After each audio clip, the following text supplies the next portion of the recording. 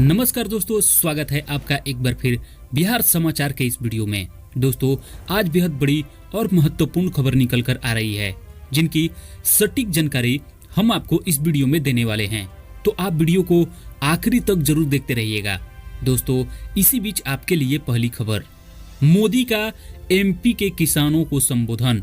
PM बोले MSP न बंद होगी न खत्म होगी। कुछ लोग किसानों को डराकर राजनीति चमका रहे हैं। और क्या बोले पीएम मोदी, उसका पूरा जानकारी हम आपको इस वीडियो में देंगे। आप वीडियो को पूरा जरूर देखें। क्या बिहार में कोरोना वैक्सीन का टीका पुलिस के पहरे में लगेगा? क्या है कोरोना वैक्सीन टीका लगवाने का पूरा डिटेल हम आपको इस वीडियो में देंगे। आप वीडियो को आखिर तक जरूर देखते रहिएगा। और भोजपुरी गायक भरत शर्मा के घर क्यों किया गया कुर्की जब्ती, इस वीडियो में आपको बताएंगे क्या है पूरा मामला। आप वीडियो को अंत तक जरूर देखें। और गया में बैठे बैठे पटना, नालंदा, मधुबनी के किसी भी गांव का मंगवा सकते हैं नक्शा। इस वीडियो में आपको बताएंगे कि कैसे मंगवाएंगे नक्शा। आप वीडियो को पूरा जरूर देखें।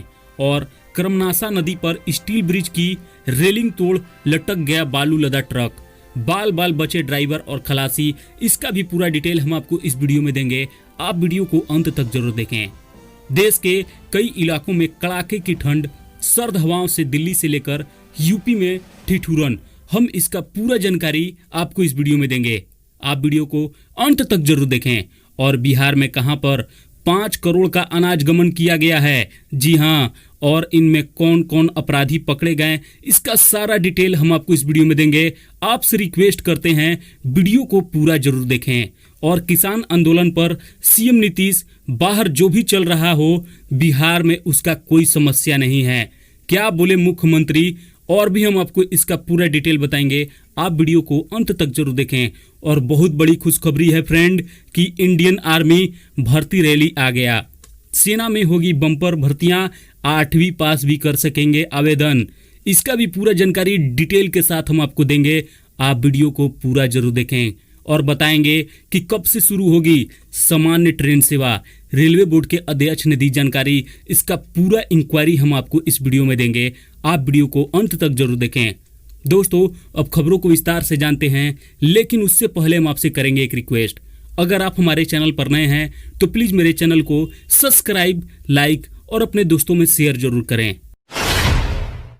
प्रधानमंत्री नरेंद्र मोदी मध्य प्रदेश के किसानों को वीडियो कॉन्फ्रेंसिंग के जरिए संबोधित कर रहे हैं। और मोदी ने कहा कि कुछ लोगों को किसानों का इस्तेमाल कर रहे हैं। वे कृषि सुधारों पर यानी कि कृषि सुधारों पर झूठ फैला रहे हैं और किसानों को जमीन जाने का डर दिखाकर अपनी राजनीति को चमका रहे हैं। एमएसपी न बंद होगी और न खत्म होगी। हम पिछली सरकार से ज्यादा एमएसपी दे रहे हैं। सरकार ने किसानों को ध्यान में रखते हुए कई कदम उठाए हैं। नए कानूनों की चर्चा बहुत हो रही है। ये कानून रातों रात नहीं आए हैं। 20 से 22 साल से देश की और राज्यों की सरकार, किसान संगठनों ने इस पर विमर्श किया और कृषि अर्थशास्त्री वैज्ञानिक इस क्षेत्र में सुधार की मांग करते आए हैं। किसानों को उन लोगों से जवाब मांगना चाहिए जो लोग अपने घोषणा पत्र में किसानों के वादों तो करते हैं पर मांगों को टाल रहे हैं। क्योंकि किसान प्राथमिकता में नहीं। पुराने घोषणा पत्र देखे जाएं, पुराने बयान सुने जाएं तो आज जो कृषि सुधार किए गए हैं वे वैसे ही हैं। जो बातें कही गई थी उनको पीड़ा इस बात की है कि जो हमने कहा वो मोदी कैसे कर दिया, मोदी को क्रेडिट कैसे मिल गया। मोदी जी कहते हैं कि मैं कहता हूं कि सारा क्रेडिट अपने पास रख लीजिए, लेकिन किसानों को आसानी रहने दीजिए। अब अचानक झूठ का जाल फैलाकर किसानों का इस्तेमाल कर रहे हैं। पुलिस के पहरे में लगेगा बिहार में कोरोना का टीका। जी हां फ्रेंड, कोरोना के वैक्सीन में लगाई गई ड्यूटी, डीएम ने लिया बैठक का निर्णय। आपको इसका पूरा जानकारी बताएंगे। आपसे रिक्वेस्ट करते हैं आप वीडियो को अंत तक जरूर देखें, क्योंकि ये बहुत ही महत्वपूर्ण खबर है। बिहार में कोरोना वैक्सीन खाकी वर्दी के साए में लगेगी। कोरोना पर काबू पाने के लिए शुरू से ही पुलिस की भूमिका अहम रही है और वैक्सीनेशन में भी इनकी ड्यूटी लगाई गई है। शुक्रवार को डीएम कुमार रवि ने पटना में वैक्सीन लगाने की तैयारी को लेकर स्वास्थ्य विभाग के अधिकारियों के साथ बैठक की। वैक्सीनेशन के लिए 5 लोगों की टीम बनाई जा रही है, जिसमें एक वैक्सीनेटर ऑफिसर और 4 वैक्सीनेशन ऑफिसर होंगे। पुलिस की ड्यूटी वैक्सीनेशन टीम में लगाई गई है और वैक्सीनेशन सेंटर पर 3 कमरे होंगे। इनमें वेटिंग रूम या एरिया, वैक्सीनेशन रूम और ऑब्जर्वेशन रूम शामिल है। एक वैक्सीनेशन टीम में 5 सदस्य होंगे, जिसमें पुलिस भी शामिल है। वैक्सीनेटर ऑफिसर जिसमें डॉक्टर, नर्स, फार्मासिस्ट होंगे। वैक्सीनेशन ऑफिसर की टीम में पुलिस के जवान, होमगार्ड जवान और एक सिविल डिफेंस के सदस्य को रखा गया है। वैक्सीनेशन ऑफिसर ऐसे भी होंगे जो दस्तावेज की जांच को प्रमाणित करने का काम करेंगे और वैक्सीनेशन ऑफिसर में सपोर्ट स्टाफ, भीड़ आदि का प्रबंधन करेंगे। भोजपुरी गायक भरत शर्मा के घर क्यों किया गया कुर्की जब्ती, इस वीडियो में आपको बताएंगे क्या है पूरा मामला। आप वीडियो को पूरा जरूर देखें। भोजपुरी गायक सम्राट भरत शर्मा व्यास, जो कि आप इनको अच्छी तरह से जानते हैं, धनबाद जिले के ताल डांगा स्थित आवास की कुर्की जब्ती की गई। उन पर इनकम टैक्स के टीडीएस घोटाले का आरोप लगा है। गुरुवार को दंडाधिकारी तथा पुलिस की टीम दल बल के साथ उनके ताल डंगा हाउसिंग कॉलोनी आवास पर पहुंची। आवास पर ना तो भरत शर्मा मिले, न ही उनके कोई परिजन थे। घर की रखवाली के लिए सिर्फ एक गार्ड था। दंडाधिकारी की मौजूदगी में कुर्की जब्ती की कार्रवाई की गई और दंडाधिकारी सह 11 कुंड प्रखंड के बीडीओ विजेंद्र कुमार ने बताया कि घर में मामूली सामान था, जैसे कि चौकी, कुर्सी तथा टेबल जब्त किया गया। सामान को ट्रैक्टर में लादकर चिरकुंडा पुलिस के हवाले कर दिया गया है। मालूम हो कि इनकम टैक्स टीडीएस घोटाले में भरत शर्मा पर कई मामले धनबाद कोर्ट में चल रहे हैं। उन पर फर्जी दस्तावेज के आधार पर इनकम टैक्स रिटर्न लेने का आरोप है। न्यायालय में आरोप की पुष्टि भी हो गई है और वर्ष 2003 में दर्ज एक मामले में वर्षों से फरार चल रहे हैं। कोर्ट की ओर से कई बार समन जारी करने के बाद भी न्यायालय में हाजिर नहीं हुए थे। हाजिर नहीं होने के कारण ही कोर्ट की ओर से कुर्की जब्ती का आदेश जारी किया गया था। न्यायालय के आदेश के बाद चिरकुंडा पुलिस ने कार्रवाई की। गया में बैठे बैठे पटना, नालंदा या मधुबनी के किसी भी गांव का मंगवा सकते हैं नक्शा, बताएंगे कैसे। रोहतास जिले में बैठे बैठे अब आप पटना जिले के किसी गांव या भोजपुर जिले से नालंदा के किसी भी गांव का नक्शा निकाल सकेंगे। सरकार ने यह व्यवस्था कर दी है कि किसी भी जिले के प्लॉटर से राज्य के किसी गांव का नक्शा निकाला जा सकता है। जल्द ही घर बैठे कहीं का नक्शा मंगा लेने की सुविधा मिलने वाली है। एनआईसी इसके लिए नया सॉफ्टवेयर विकसित कर रहा है। पहले प्लॉटरों की सीमा अपने जिले तक ही थी, यानी कि जिस जिले के गांव का नक्शा चाहिए था उसी जिले के प्लॉटर पर जाना होता था। राज्य में नक्शा निकालने की पहली एक व्यवस्था थी। पूरे बिहार के सभी मौजों का नक्शा सिर्फ गुलजार बाग स्थित सर्वेक्षण कार्यालय से ही प्राप्त किया जा सकता था। राजस्व एवं भूमि सुधार विभाग ने हर जिले में प्लॉटर लगा दिया है। इन प्लॉटरों के माध्यम से गांव का मानचित्र उपलब्ध कराया जाता है, लेकिन अब इन व्यवस्था को सरल कर दिया गया है। भूमि सुधार विभाग से मिली जानकारी के अनुसार एनआईसी एक नया सॉफ्टवेयर बनाने में लगा है, जिसके जरिए कोई भी रैयत घर बैठे ऑनलाइन अपने मौजा का नक्शा मंगा सकता है। और भू अभिलेख एवं परिमाप निदेशक संजय सिंह ने बताया कि यह सॉफ्टवेयर ई कॉमर्स के तर्ज पर काम करेगा। इसमें भू अभिलेख एवं परिमाप निर्देशालय तथा भारतीय स्टेट बैंक और भारतीय डाक विभाग आपस में जुड़े होंगे। एसबीआई द्वारा ऑनलाइन पेमेंट करने की पुष्टि करते ही गुलजार बाग स्थित सर्वेक्षण कार्यालय में नक्शे को प्रिंट कर उसकी पैकेजिंग कर दी जाएगी और उसके बाद डाक विभाग संबंधित ग्राहक के पते पर नक्शे को पहुंचा दिया जाएगा, जो कि बहुत ही यूनिक वर्क है और ये बिहार सरकार के लिए बहुत ही गुड न्यूज है। निदेशक ने बताया कि डाक विभाग एवं एसबीआई के उच्च अधिकारियों के साथ बैठक हो चुकी है और ये सॉफ्टवेयर निर्माण का अंतिम चरण में है। उम्मीद है जनवरी के आखिरी तक यह सुविधा बिहार के लोगों को उपलब्ध करा दी जाएगी। उत्तर प्रदेश और बिहार की सीमा पर नौबतपुर में कर्मनासा नदी पर बने स्टील ब्रिज पर शुक्रवार की भोर में बालू लदा ट्रक बेकाबू हो गया। ट्रक रेलिंग तोड़ते हुए पुल से लटक गया। स्टील ब्रिज में जगह जगह दरारें पड़ गईं और इसकी वजह से ट्रक काफी किनारे से गुजर रहा था। इसी दौरान ये हादसा हुआ। गनीमत रही कि समय रहते ड्राइवर और खलासी ने ट्रक से निकलकर अपनी जान बचा ली। मिली जानकारी के अनुसार 14 चक्का का यह ट्रक बिहार के डेहरी ऑन सोन से बालू लाद कर वाराणसी जा रहा था। स्टील ब्रिज पर बिछे स्टील की चादरें कई जगह से फट चुकी थी। और इसी दौरान फटे स्टील के बीच ट्रक का पहिया फंस गया और इससे ट्रक बेकाबू हो गया, रेलिंग तोड़ते हुए नदी की तरफ लटक गया।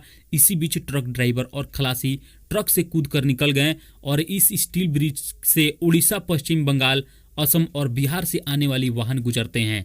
मिली जानकारी के अनुसार ओवरलोडिंग की वजह से बनने के बाद बहुत जल्दी यह पुल जगह जगह से क्षतिग्रस्त हो गया। स्टील की चादर की वेल्डिंग हर जगह से छूट गई है और चादर पर दरारें भी पड़ गईं। यह स्थिति किसी भी दुर्घटना को निमंत्रण दे रही है। गौरतलब है कि यूपी बिहार सीमा पर स्थित कर्मनासा पुल की हाल ही में मरम्मत हुई है, लेकिन मरम्मत के 20 दिन बाद भी पुल चालू नहीं हो पाया है।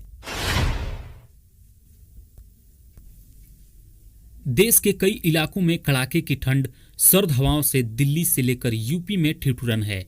पहाड़ों पर बर्फबारी और बर्फीली हवाओं ने उत्तर भारत में ठिठुरन बढ़ा दी है। दिल्ली, उत्तर प्रदेश, बिहार और पंजाब समेत देश के उत्तरी इलाके में प्रचंड शीतलहर जारी है। बीते कुछ दिनों से ठंड से लोग बेहाल हैं और फिलहाल अगले कुछ दिनों तक कपकपाती ठंड से राहत मिलने के आसार नहीं है। दिल्ली में ठंड की हालत ऐसी है कि 3 डिग्री सेल्सियस तक पारा गिर सकता है। दिल्ली में बुधवार और गुरुवार को काफ़ी ठंड दिन रहा और आज भी कड़ाके की ठंड पड़ रही है। ठीक इसी तरह का हाल यूपी के कई जिलों में है और जहां पर बरेली में न्यूनतम तापमान गुरुवार को 3.3 डिग्री सेल्सियस दर्ज किया गया। आज भी बिहार, दिल्ली, पंजाब और यूपी में कड़ाके की ठंड है। लोग घर से बाहर निकल नहीं पा रहे हैं। तो चलिए जानते हैं मौसम का हाल। बिहार में भले ही एक सप्ताह बाद मौसम साफ हो गया हो, मगर ठंड से अभी लोगों को राहत नहीं मिलने वाली है। गुरुवार को भीषण ठंड का एहसास हुआ। उत्तर पश्चिमी से आ रही बर्फीली हवाओं की चुभन घरों के भीतर भी महसूस हुई। बादल छटने के साथ ही उत्तरी पश्चिमी दिशा से आ रही बर्फीली हवाओं ने पटना, गया सहित सूबे के कई शहरों में कनकनी बढ़ा दी है। बिहार के अररिया में 5 करोड़ के सरकारी अनाज के गबन में रानीगंज का तत्कालीन बीसीओ गिरफ्तार। वर्ष 2016 में करीब 5 करोड़ रुपए के सरकारी अनाज का गबन मामले में 4 वर्षों से फरार चल रहे हैं रानीगंज एसएफसी के तत्कालीन प्रखंड सहकारिता पदाधिकारी प्रभाष चंद्र सिंह को आर्थिक अपराध इकाई की टीम ने बुधवार को पश्चिम बंगाल के कसघीगी थाना क्षेत्र से स्थित टुन्नी थिब्बी गांव से गिरफ्तार किया गया। अपराध इकाई की टीम के इंस्पेक्टर गजेंद्र प्रसाद सिंह के नेतृत्व में बंगाल से गिरफ्तार तत्कालीन बीसीओ प्रभाष चंद्र सिंह को गुरुवार को रानीगंज थाना लाया गया और रानीगंज थाना में अपराध इकाई के इंस्पेक्टर गजेंद्र प्रसाद सिंह ने गिरफ्तार प्रभाष चंद्र से आवश्यक पूछताछ की और इसके बाद कागजी प्रक्रिया पूरी करने के बाद न्यायिक हिरासत में उन्हें भेज दिया गया। जानकारी देते हुए अपराध इकाई के इंस्पेक्टर गजेंद्र सिंह ने बताया कि साल 2016 में रानीगंज एसएफसी गोदाम में क्षमता से अधिक अनाज रखने के मामले में रानीगंज थाना में केस दर्ज किया गया था। इसमें 12,800 क्विंटल चावल और 840 क्विंटल गेहूं गोदाम में पाया गया। और इस घोटाले में खास बात यह है कि रानीगंज एसएफसी गोदाम मात्र 5,000 एमटी की क्षमता की है, जबकि इसमें 20,000 एमटी खदान रखा हुआ बताया गया था। किसान आंदोलन पर बोले सीएम नीतीश, बाहर जो भी चल रहा हो पर बिहार में कोई समस्या नहीं है। बिहार के मुख्यमंत्री नीतीश कुमार ने कहा कि बिहार से बाहर जो चल रहा हो, लेकिन बिहार में किसानों को लेकर कोई समस्या नहीं है। मुख्यमंत्री ने कहा कि राज्य सरकार की ओर से की गई पहल के बाद तेजी से धान की खरीद हो रही है और यहाँ कोई समस्या ही नहीं है, इसलिए किसान आंदोलन का कोई असर प्रदेश में नहीं दिख रहा है। नीतीश कुमार गुरुवार की रात पत्रकारों से जदयू कार्यालयों में बातचीत कर रहे थे। मुख्यमंत्री गुरुवार की शाम 4 घंटे तक जदयू कार्यालय में रहकर कार्यकर्ताओं से मिल रहे थे। मुख्यमंत्री ने कहा कि 26 और 27 दिसंबर को जदयू के राष्ट्रीय परिषद और फिर राष्ट्रीय कार्यकारिणी की बैठक पटना में आयोजित होगी। उन्होंने कहा कि पश्चिम बंगाल के लोग उनसे मिलने आए थे, लेकिन वहां के चुनाव को लेकर उनके साथ कोई चर्चा नहीं हुई। बता दें कि बबलू महतो के नेतृत्व में पश्चिम बंगाल से आए करीब 1.25 दर्जन नौजवानों ने जदयू के राष्ट्रीय अध्यक्ष से मुलाकात की, उनसे पार्टी में काम करने और बंगाल में जदयू संगठन को मजबूत करने के लिए आशीर्वाद मांगा। मुख्यमंत्री ने आशीर्वाद और शुभकामनाएं दोनों दी और उन्होंने आरपीसी सिंह को इस बारे में देखने को कहा। बहुत बड़ी खुशखबरी, इंडियन आर्मी भर्ती रैली आ गया। सेना में होगी बम्पर भर्तियां, 8वीं पास भी करेंगे आवेदन। इसका पूरा जानकारी इस वीडियो में देंगे, आप वीडियो को पूरा जरूर देखें। इंडियन आर्मी जगह जगह भर्तियां रैली के आयोजन करने जा रही है। इसी क्रम में बिहार के कई जिलों में भर्ती रैलियां आयोजित की जाएंगी। इन रैलियों में 8वीं, 10वीं और 12वीं पास युवा हिस्सा लेंगे। अगर आप भी इन भर्ती में हिस्सा लेना चाहते हैं तो आधिकारिक वेबसाइट जो कि joinindianarmy.nic.in पर विजिट कर सकते हैं। यहां पर भर्ती के संबंध में नोटिफिकेशन जारी किया गया है। इंडियन आर्मी इन भर्ती रैलियों के माध्यम से सिपाही यानी कि जीडी क्लर्क स्टोर कीपर और सिपाही टेक्निकल, सिपाही टेक नर्सिंग असिस्टेंट के पदों पर नियुक्तियां करेंगी। इसके अलावा सिपाही ट्रेड्समैन के पद पर भी भर्तियां होंगी। सेना भर्ती रैलियों का आयोजन मुजफ्फरपुर, पश्चिमी चंपारण, पूर्वी चंपारण, सीतामढ़ी, शिवहर, मुजफ्फरपुर, मधुबनी, दरभंगा, समस्तीपुर आदि जिलों में होंगी। इन पदों के लिए 8वीं, 10वीं, 12वीं पास अभ्यर्थी आवेदन कर सकते हैं, जो कि इनके लिए बहुत बड़ी खुशखबरी है। जाने कब से शुरू होगी सामान्य ट्रेन सेवा, रेलवे बोर्ड के अध्यक्ष ने दी जानकारी। कोरोना महामारी के दौरान बंद रेल सेवाएं कब से सामान्य होगी, हर किसी के मन में ये सवाल है। लॉकडाउन के बाद रेलवे धीरे धीरे ट्रेनों का संचालन तो कर रहा है, लेकिन पूरी तरह से रेल सेवा सामान्य होने में अभी समय लगेगा। इस संबंध में रेलवे बोर्ड के अध्यक्ष वीके यादव ने आज जानकारी दी है।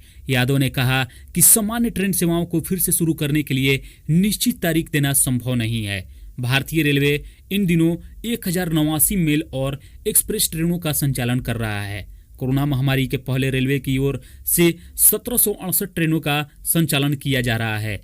रेलवे बोर्ड के अध्यक्ष सीईओ वीके यादव ने शुक्रवार को एक प्रेस कॉन्फ्रेंस में कहा कि अब तक हम 1768 ट्रेनों की तुलना में 1089 मेल और एक्सप्रेस ट्रेनों का संचालन कर रहे हैं। उन्होंने कहा कि रेलवे 264 कोलकाता मेट्रो ट्रेनों और 3936 उपनगरीय सेवाओं का संचालन कर रहा है। अध्यक्ष ने कहा कि रेलवे ने ट्रेन सेवाओं को सतत निगरानी कर रहा है और रेलवे बोर्ड के अध्यक्ष बीके यादव ने बताया कि कोरोना महामारी के दौरान ट्रेनों की अधिक मांग और वेटिंग लिस्ट की अधिकता के कारण 20 विशेष क्लोन ट्रेनों का संचालन किया गया, जो अभी तक चल रही है। उन्होंने कहा कि त्योहारी सीजन के दौरान भीड़ कम करने तथा कन्फर्म टिकटों की मांग को देखते हुए 618 विशेष ट्रेनों का संचालन किया गया है।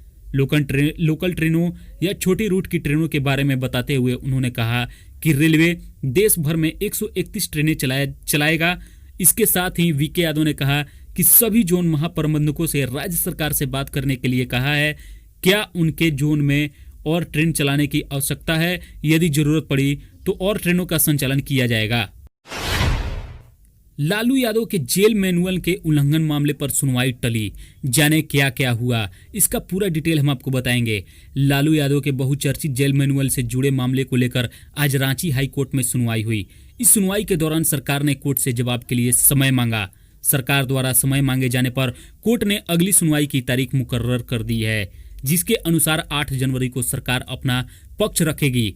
आज हुई सुनवाई न्यायाधीश अपरेश कुमार सिंह के कोर्ट में हुई।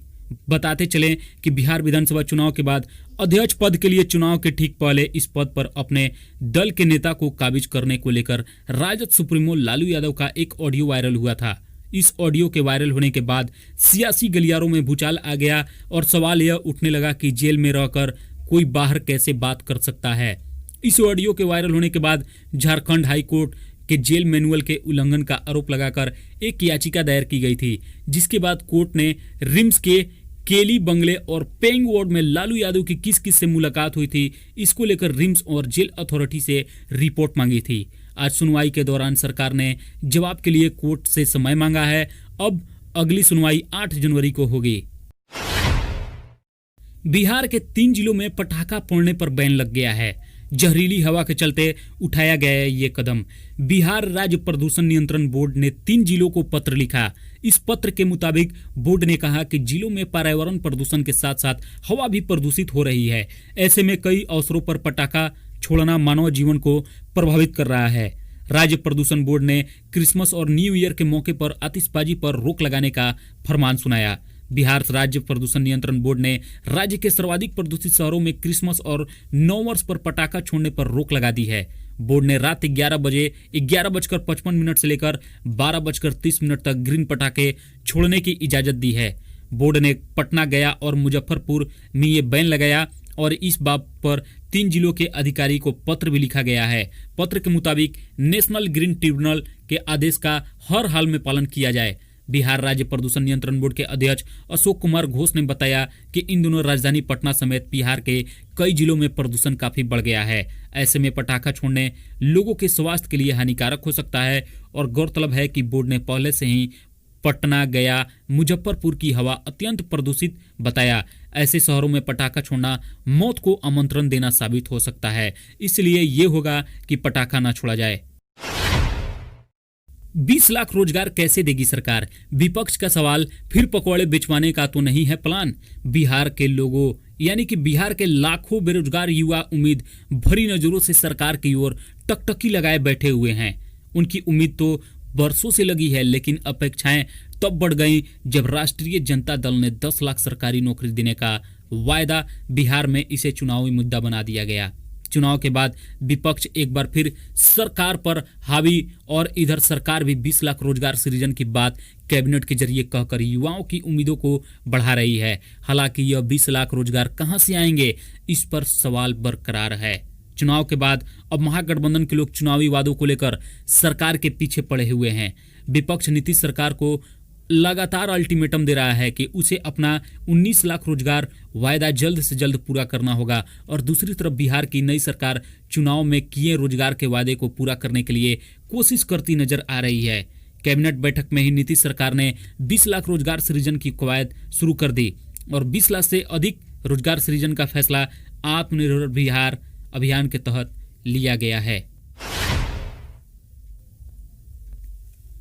एक बार फिर 10 ग्राम सोने का भाव 50,000 रुपए के पार। जानेंगे आज का रेट क्या है। यानी कि सराफा बाजार में आज फिर सोने चांदी के भाव में तेजी देखने को मिली। दिल्ली सराफा बाजार में सोने का भाव 187 रुपए चढ़कर 50,194 रुपए प्रति 10 ग्राम पर खुला। वहीं चांदी 57 रुपए महंगी होकर 66,526 रुपए प्रति किलो पर खुली। India Boolean and jewellers association की वेबसाइट के मुताबिक 18 दिसंबर 2020 को देश भर के सराफा बाजार सोने चांदी की हाजिर भाव इस प्रकार से रहेंगे। बता दें, बुलियंस एंड ज्वेलर्स एसोसिएशन द्वारा जारी इस रेट को आपके शहर के भाव में 500 से 1000 रुपए का अंतर आ सकता है। बिहिया जगदीशपुर पीरो बिहटा पथ का काम मार्च 2021 तक किया जाएगा। जारी हुआ दिशा निर्देश। बिहार के पथ निर्माण मंत्री मंगल पांडे ने 504 करोड़ रुपए के व्यय से निर्माणाधीन बिहिया जगदीशपुर पीरो बिहटा पथ का निर्माण कार्य मार्च 2021 तक पूरा करने का निर्देश दे दिया। मंगल पांडे ने आज यह बताया कि इस पथ के बनने से पटना और भोजपुर जिले की सड़क संपर्कता तो मजबूत होगी ही, पड़ोसी जिले की रोड कनेक्टिविटी भी सुदृढ़ होगी। लगभग 54.51 किलोमीटर लंबी मीटर यानी कि ये किलोमीटर 54.51 किलोमीटर लंबी ये परियोजना का कार्य प्रगति पर है और लगभग 75% कार्य को पूरा कर लिया गया है। परियोजना के पैकेज 9 में ROB का कार्य चल रहा है, जिसे शीघ्र पूरा कर लिया जाएगा। दोस्तों, इस प्रकार का वीडियो अपडेट पाने के लिए प्लीज मेरे चैनल को एक लाइक, सब्सक्राइब और अपने दोस्तों में शेयर जरूर करें। मिलते हैं दोस्तों अगले वीडियो में। जय हिंद, जय भारत।